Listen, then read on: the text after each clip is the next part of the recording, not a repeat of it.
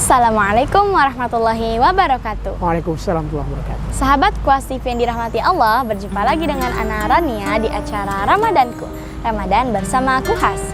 Semoga kita semua selalu diberikan kesehatan untuk bisa menjalani ibadah puasa Ramadan.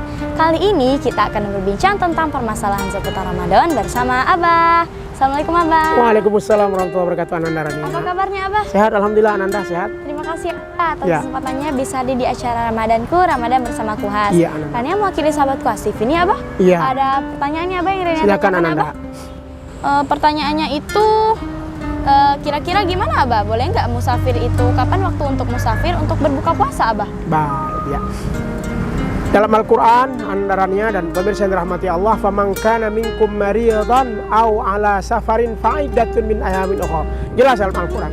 Faman kana minkum maridan, siapa di antara engkau yang sakit, di antara kalian yang sakit, aw ala safarin atau perjalanan, fa'iddatun min ayamin ukhra, maka ulang di lain hari. Artinya, boleh orang yang bersafar itu atau bermusafir itu dikategorikan sebagai orang yang meninggalkan puasa dikarenakan perjalanan. Cuman pertanyaannya, Ustaz, kalau perjalanan dari sini ke pasar, oh itu namanya bukan musafir. Ya, perjalanan dari sini ke mall itu bukan musafir.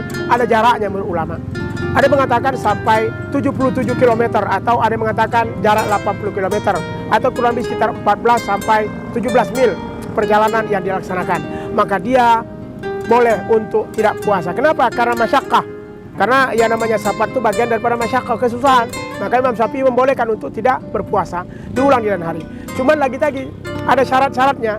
Perjalanannya bukan perjalanan maksiat, perjalanan ibadah. Kalau perjalanan maksiat maka dikategorikan sebagai orang yang harus tetap melaksanakan ibadah puasa. Jadi sama dengan qashar dan jamak sholat.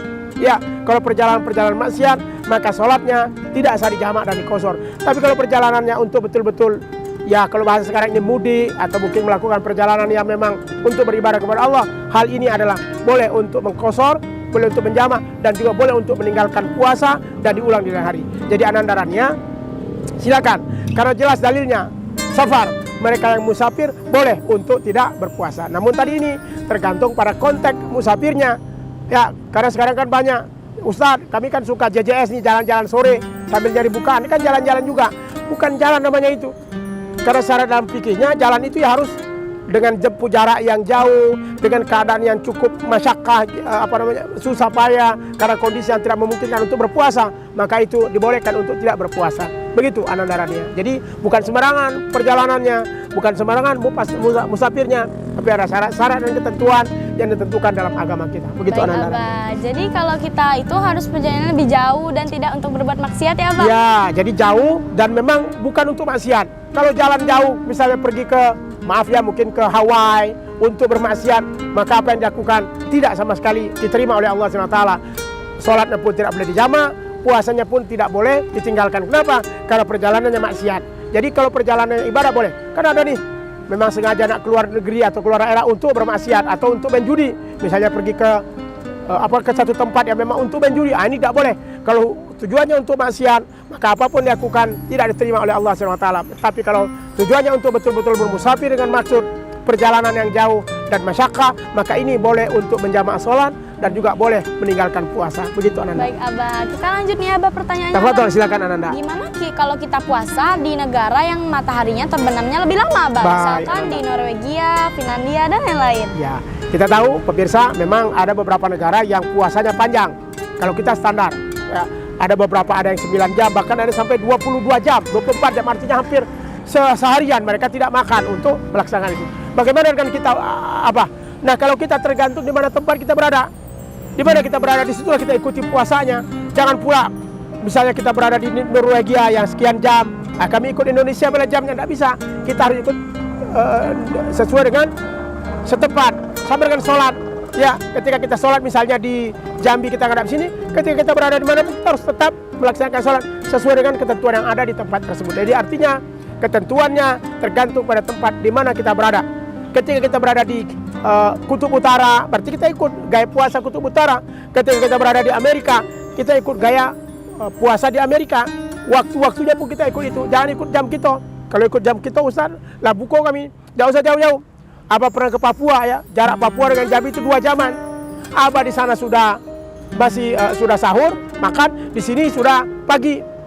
Iya, kadang-kadang Abah sudah makan di sini belum beduk. Jadi maknanya jarak waktunya berbeda dan itu harus mengikuti waktu di setempat. Tidak bisa mengikuti diri kita karena di Indonesia ini kan ada WIB kita waktu Indonesia Barat, kemudian waktu Indonesia Tengah dan ada waktu Indonesia Timur, beda-beda. Nah, bedanya itu hampir 2 jam dan itu tergantung pada di mana kita berada.